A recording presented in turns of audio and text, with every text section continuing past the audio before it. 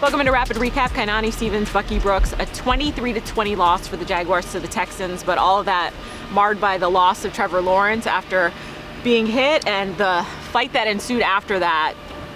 It was so unfortunate to see, Bucky. Yeah, it was unfortunate, and you know, like, there's a code that exists between the lines with players that you don't take shots on other players. Like, it's about playing hard, fast, physical, but not being dirty, and that was a dirty shot. And the kind of response that you saw is what you should see. You should see a fight. It should be a brawl and a melee and those things. And what we saw from the Jaguars temporarily, they were energized by it. It was probably their best offensive drive of the game, shortly thereafter, most physical drive.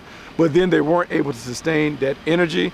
And without your franchise quarterback, now you're playing Mac Jones, and you need all the other pieces of the team to kind of function at a high level. And we just weren't able to do that consistently enough to get a win.